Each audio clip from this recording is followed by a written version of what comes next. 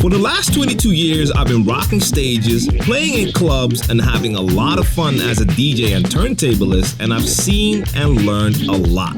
Now it's time for me to share that knowledge by answering the questions that can help you become a better DJ. I'm djTLM, and this is Share the Knowledge. Hey guys, what's going on? Welcome to episode 13 of Share the Knowledge. I'm djTLM and you're watching djTLMtv, or you tuned into the podcast. Check it out on SoundCloud and iTunes. That's the audio version of this show. Now, I answer questions. You guys can ask me questions. Go to Twitter, Instagram, and Snapchat, djTLM. Ask me anything at the hashtag Share the Knowledge so I can see the question and I might answer it right here. Now, I have a special background. For all my basketball fans out there, you know what this means. Yesterday, Kobe Bryant played his last game, 20 years in the NBA. One of the greats, one of the all-time greats, an absolute legend. And I've always been a Lakers fan, definitely a Kobe fan. So Kobe, salute to you. Thanks for all the great years and wonderful games. And that's just my little shout out. This is the Netherlands. This is a football country, but I've always been a basketball player. That's my favorite sport. Shout out to all my b-ballers in the Netherlands and all b-ballers worldwide. Let's go straight into the questions and see if I can answer the most questions of any show to this date. Let's go. So the first question is from Epics. How do you DJ for a rapper? A rapper from my school asked if I could be there to DJ for his big event happening in Miami, Florida. I really want to do it because it'll get my name out there more, but I've never DJed for a rapper before. I'd like to know if you have any experience with MCs and rappers. Just want a couple of tips. Let me think. Well, I've been DJing for a rapper as his tour DJ, backup MC for almost 18 years now. In that time, we've done over 3,000 live shows, and that could be in clubs, festivals, special TV shows, with a live band, with just him, me, and a backup MC. Anything you can imagine. With orchestras, I've probably seen it all. In the Netherlands, in different countries, on beaches, anything. So yes, I definitely have the experience and I love doing it. Now, is it totally different than playing in a club? Yes, of course it is. Your function as the DJ on stage with a rapper is basically to be the backbone. You're providing the music. So if you're gonna do a show with him, you guys are gonna have to rehearse. You need to know which tracks are being played when. You probably need to know if special things need to happen in those tracks. Now in my case, I also do scratches on certain songs. Sometimes I take the music out, bring it back in, all that stuff. That all comes with rehearsal. Now in my case, I also do the backing vocals, so I also have to know all the lyrics and rap along. You probably won't have to do that. So it basically comes down to rehearsing, making sure you have your tracks in order, starting the tracks at the right time, and hopefully you guys have a good interaction that if anything happens, he gives you a signal, you know what to do. But a lot of that also comes with time. So for that first gig, make sure you guys rehearse so you have it down to the T and everything will probably just run smooth. And that is basically it for a normal show. Now, I also do shows with Brainpower. That's the MC that I tour with, where I actually start and I play for 5, 10, sometimes 15 minutes, just rocking the crowd. Then I'm doing my DJ thing. Rocking the crowd, I'll probably add some turntablism to it as well. Get them hyped up, and then I'll bring out Brainpower by starting the first song. He comes up with the mic, and we get the show going. But in this case, you're probably just gonna be starting the tracks. So that's basically not even that hard to do. All you need to know is what to play when, and that comes with rehearsal. Next question is from Basti. And the question is, I had my first gig with turntables a few weeks ago. Everything was quite good until I noticed that the needle started to jump and sometimes it was quite noticeable. First of all, have you ever experienced that? And how did you react? What did you do? Secondly, how can I prevent it from happening again? The weight and the anti-skating is balanced, so that should not be a problem. The stage was not very stable. Might that have been the problem? Jumping on stage caused the needle to jump. Yes, that's most definitely the problem. Now, I guess you're playing with vinyl. If you're playing with Serato or Tractor and you have it in relative mode, even if the needle skips, you might have a small audio dropout, but then the track will continue. Now, if the needle keeps on jumping, then it also will be quite noticeable. But if you're playing with actual vinyl and the needle skips, it'll go to a different position of the song, and that really messes things up. Have I ever been there? Yes, I've been there plenty of times because I played with vinyl for years. And Sometimes it was the needle, and you can fix that. I had to put extra weights on sometimes. I would even put coins on top of the head shell to make it heavier, to keep it on the turntable, because I was doing a lot of turntablism. That can help. You have to make sure that the hole in the middle, the hole in the middle, that's not too big. Otherwise, you can have a little friction there, and you have to make sure, or there's too much space, and you have to tighten that up, put a little sticker in there. There's videos about that stuff online. But the most important thing is where you mentioned that the stage was not stable. If your set is on a table and that's on a stage that's just unstable, that's gonna rock those turntables. That's gonna keep that needle jumping, especially if people start to jump on that stage. So you can put extra weights on the table that's holding the turntables, but if the stage is just unstable, that's not even gonna help enough. So people can't jump on stage when that goes down. That's basically all you can do. If you're dealing with a stage like that, turntables can get you in trouble, and you can only do so much to prevent the needles from jumping. So a steady stage, making sure the table is weighted down if possible. If you're not into turntablism, then the free floats, search that you can put under the turntables. I hate those things because if you're scratching, the turntables keep on moving, but they do prevent vibrations. They might be able to help. Free floats are kind of like blow up support systems for a turntable. You just put some air in there and they keep the vibrations away. That might help as well, but if the stage is just not steady, that's gonna mess you up with turntables. Next question is from Lav. I talked to you on Snapchat already. I'm gonna put it in the show right now. I'm 15 years old, a 15-year-old DJ wannabe. I make mixes in virtual DJ by only using my PC mouse, and I felt like it's time to purchase Numark N4 because it requires virtual DJ, which I'm most comfortable with. So my concrete question is, how do I earn that much money to afford a controller while being at the age of 15 and jobless? All right, now you also explained on Snapchat that where you live, it is a bit harder to get jobs at that age, but I want to get this message across to each and every one of you watching, especially if you're young, you don't have money, and you have a certain goal. You want to buy that controller, you want to buy that CD player, that turntable, you want to buy just whatever. You need to go and find that work if you want to make that money to buy what you want to buy. Now, at your age, it's going to be harder to find a job. It's going to be different in different countries. But there's always something you can find. If you cannot get a job at that age, because in certain countries you could probably just go get a paper route in the local area or something like that. If that is not an option, then you go throughout your entire neighborhood and you see if you can find any neighbors, and you can clean up their yard, or you can wash their windows and do all these odd jobs. Anything that can get you a little bit of money. Anything will help. You have to go out and look for it. So I understand it might be hard. Your situation might be difficult, but if this is something you really want, you have to put your mind to it and figure out ways that you can actually earn some money. And there are always ways to do that. Things like the things I just mentioned. I used to do that as well, just wash windows and stuff like that. It'll get you a couple of bucks, but that's still money. And if you can find enough people in your area to do that, that's going to help you to reach that goal. So that's what I can offer you. Even if it's hard, you need to go find it and look for it, because if you're going to sit at home, it's not going to just come to you. So I wish you the best of luck finding those jobs to get that controller. And in the meantime, keep on rocking virtual DJ from the computer, because at least that gives you the option to practice DJ. All right, this next question is from DJ Kidco. He's been DJing for 6 years now. At the moment, he's part of a small college tour, and he's the opening DJ.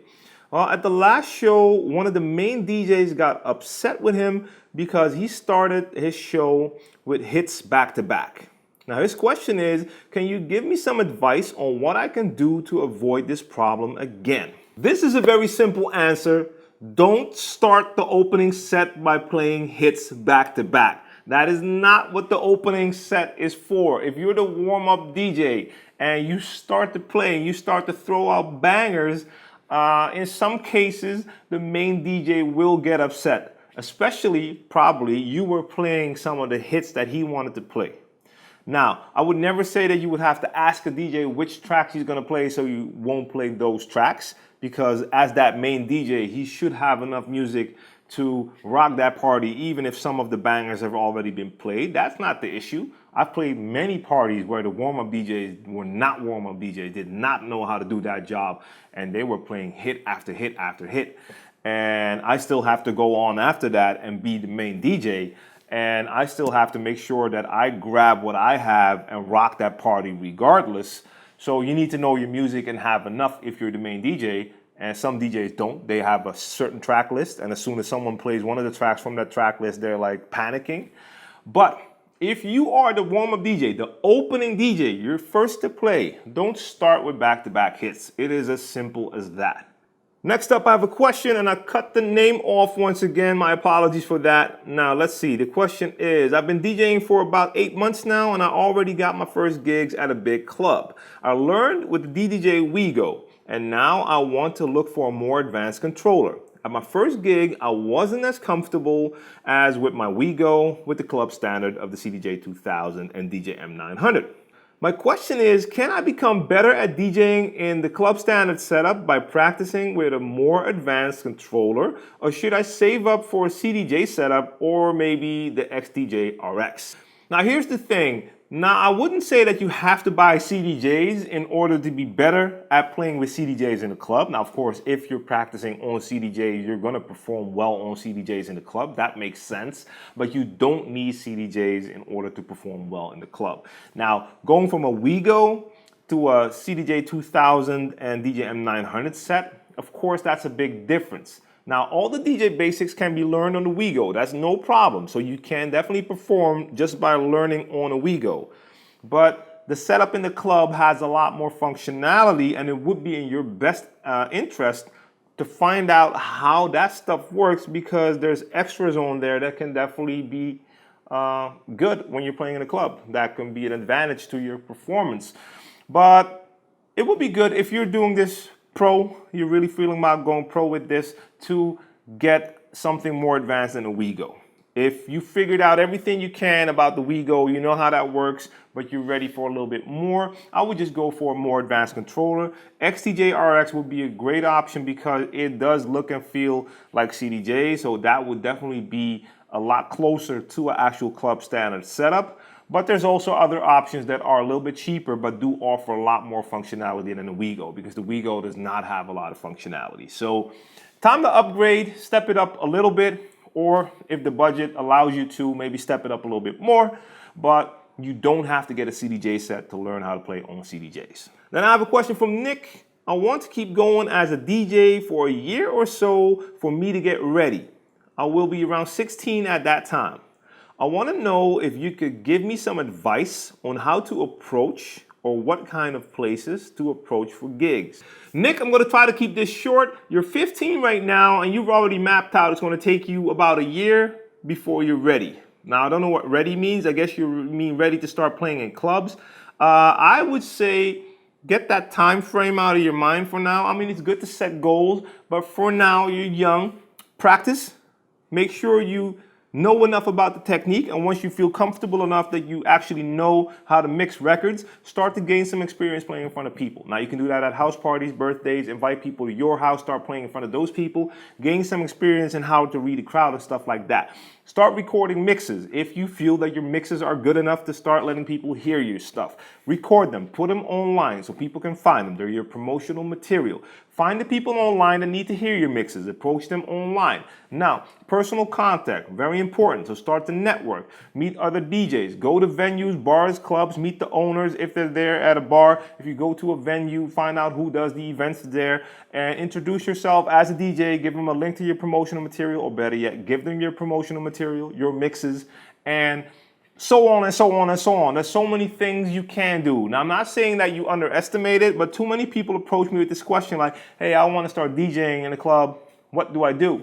It's not answered in one sentence. So to keep it short, there's a lot of things you need to do. Go check out all the info, because I've talked about this subject multiple times in this series alone, and we're at part 13 now. So in the last 12 parts, I've definitely talked about this in a couple of episodes, how to approach bars and pubs and stuff like that. So look up all that material, keep on practicing, network, and see how it goes from there. Next up, I have a question from DJ Spark.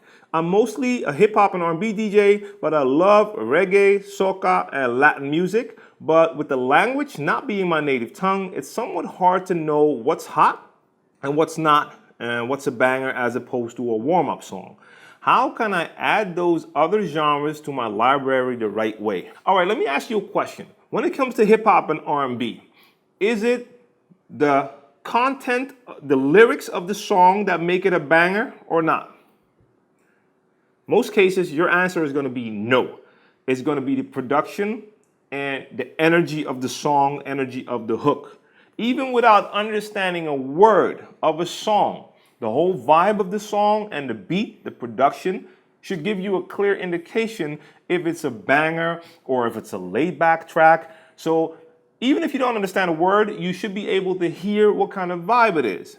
That's going to take you a long way. That gives you a general idea of the energy that the track is giving. Now, if you want to know which tracks are actual bangers within that scene, that means you would have to do research and actually go to some of these parties where they play just that music to see what are the actual bangers. And that goes for any DJ with any genre. If you play hip hop and R&B and you want to play the new stuff, you can go online and find all the new stuff, but you're gonna have to go to some of the parties where they're playing the new stuff to see what the crowd reacts to in order to know what's the actual bangers in the club right now. So that's all there is to it. Listen to the vibe, see what energy it gives you. Then you already know in which part you should place it, in which folder, warm up, laid back, whatever you want to call it, bangers. And if you want to find out the actual hits, you need to go do that research. I have a question from Adam. I've just bought a brand new MacBook Pro and a Rain SL2. I use Serato DJ at home with my Numark controller. I also want to use Serato DJ in the clubs with CDJs.